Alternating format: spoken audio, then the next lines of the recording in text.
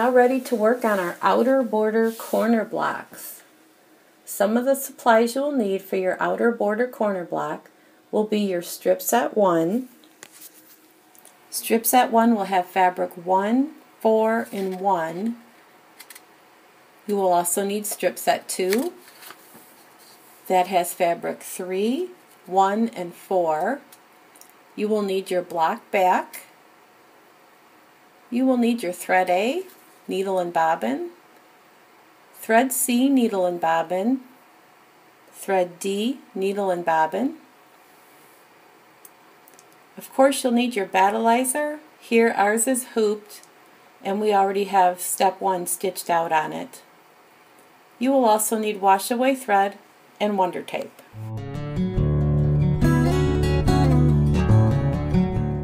Just like all of our other blocks, we will need to sew some test strip sets to be sure they align with our placement stitches. This is strip set 1. We'll place it in this location and check to be sure the seam lines align with the placement stitches. You will need a second piece of strip set 1 to go in this location, and again we're just checking to be sure that the seams align up with the placement stitches. Strip set 2 goes down the center of this block, checking again the seams with the placement stitches. All of your strip set seams will be pressed offset. So strip set 1, we will press the seams away from the center, strip set 2 toward the center, and strip set 1 again away from the center. So step 1's already stitched out onto our battleizer. We're ready to start piecing our block. So for step 2 of our outer border corner block, we are going to place strip set 1 in the upper left hand corner. To help hold it in place while it's basting, we'll place a piece of wonder tape over the placement stitches, peel off the paper backing, and then apply strip set 1 in the upper left hand corner. Make sure your seam allowance is extended a 1/4 inch past the basting line or the placement line. Turn back the strip set to be sure the seams align with the placement lines. And we'll place water-soluble thread in the needle and let the machine sew a tack down stitch. For step number 3, it's time to place a neutral sewing thread in the needle only, and we're going to place strip set 2 next.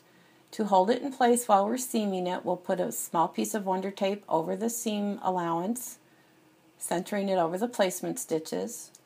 And after peeling back the paper backing, we'll place strip set 2 right side to strip set 1, extending our seam allowance and locking in our seams. And you can turn it back to check to be sure it aligns. And once you're happy with the placements of your strip set 2, you'll put it back under the sewing machine and let the sewing machine stitch your seam.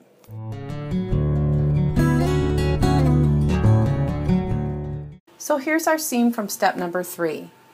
Next step is to flip our strip number 2 right side up and smooth it out. We're checking out the seams to be sure they're aligned, and they do. They line up just great. We also need for our tack down to make sure the next seam line aligns with the placement stitch. To help hold it in place while it tacks it down, we'll place another piece of wonder tape over the placement stitches on the battleizer, peel off the paper backing, and when you fold your strip set 2 down, make sure those seams are exactly in the right place, and you'll place it back under the machine and let the sewing machine stitch a tack down stitch.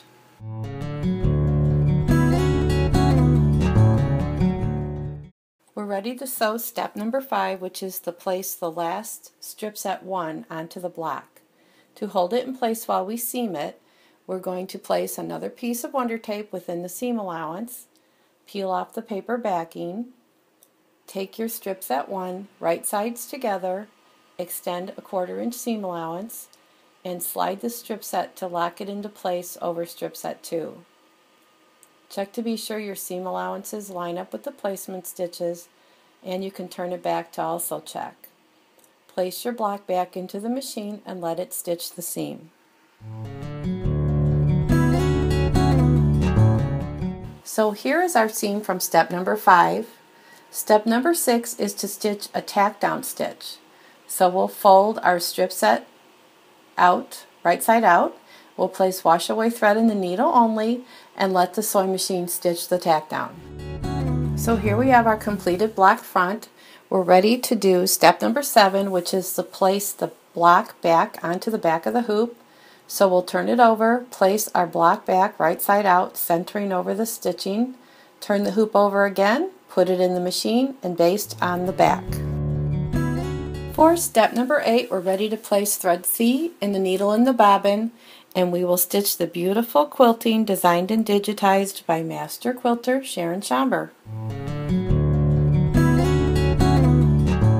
We're ready for step number 9. We will place thread D in the needle and the bobbin and stitch more of Sharon's beautiful quilting in this area right here.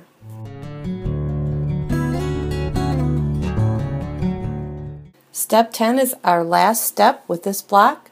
We will place thread A in the needle and the bobbin, and we will stitch the last of the beautiful quilting by Sharon. So here's our finished outer border corner block, and you can see with very careful piecing and very careful placement, your quilting stitches will align just beautifully within the piece sections of your block.